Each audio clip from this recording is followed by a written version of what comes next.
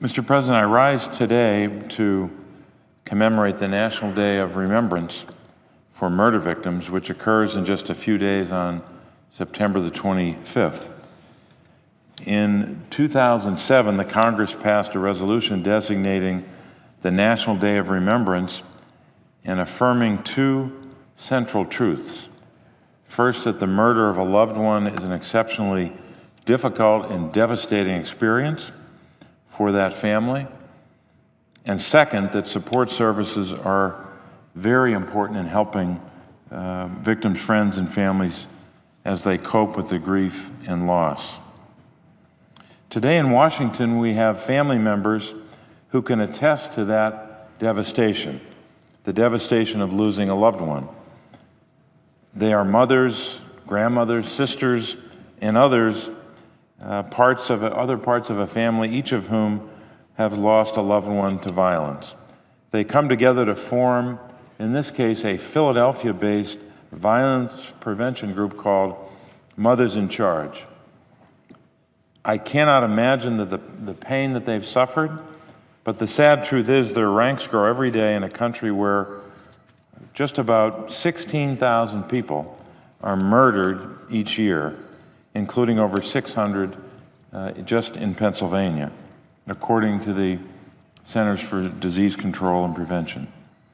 Around 2/3 of these murders are committed with firearms. These families know all the statistics, but the loved ones they lost aren't statistics, they're people, they're members of a family, and we need to remember that.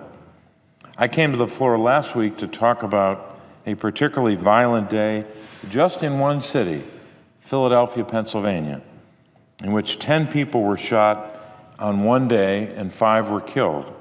And over the weekend, 5 more were killed and 14 wounded, just this past weekend. 2 of those wounded were police officers who were targeted during a shooting rampage in Philadelphia that left another 5 wounded at that location.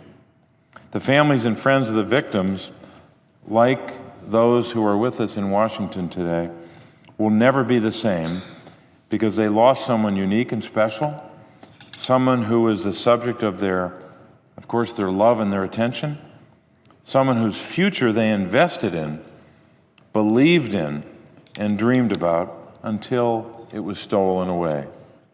The resolution that I referred to earlier, designating the National Day of Remembrance for murder victims, which passed the Senate in 2007, reminds us of our obligation to recognize the loss that these families live with every single day. The great recording artist Bruce Springsteen, after September the 11th, wrote a number of songs that referred to that horrific day and how the country was dealing with it. One song that he wrote was called "You're Missing," and I won't, of course, go through all the lyrics, but the refrain, of course, was just those words, "You're missing." And at one point in the song, he says, "You're missing when I turn out the lights. You're missing when I close my eyes." And then he says, "You're missing when I see the sunrise." That's the only way that I can understand what these families have gone through, that person is missing from their lives at every moment of every day, no matter where they are, whether they're falling asleep or waking up or leading their lives. So we have an obligation to remember those that they lost and remember those that are in fact missing from the lives of those we think about today. The second part of this resolution credits the support services that help grieving families. Facing pain and loss, families often need lots of help, whether that's counseling or crisis intervention or legal assistance or other services. This is also something that the Philadelphia-based group, Mothers in Charge, knows something about. These families, these mothers, took their pain and turned it into a force for good. They advocated for those affected by violence, and they provide today counseling and grief support for those victims' families. They also work to proactively prevent violence by intervening with at-risk young people and working with elected officials and community leaders to create safer neighborhoods. So today, as we commemorate this National Day of Remembrance for murder victims, we also express deep gratitude for the critically important work that Mothers in Charge and their allied organizations are doing to prevent future tragedies.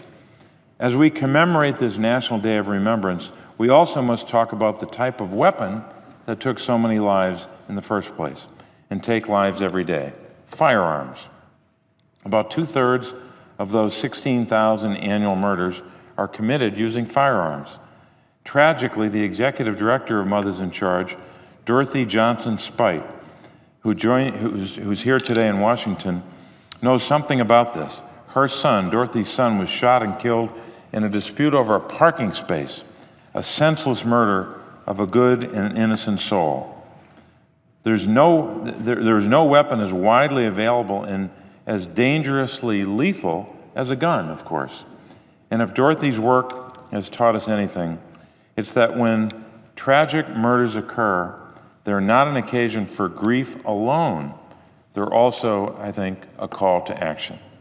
That's why I'll continue to advocate for common sense gun reform, from expanding background checks to banning military-style weapons and large capacity magazines, to passing legislation to close loopholes that allow suspected terrorists and violent hate criminals to acquire firearms.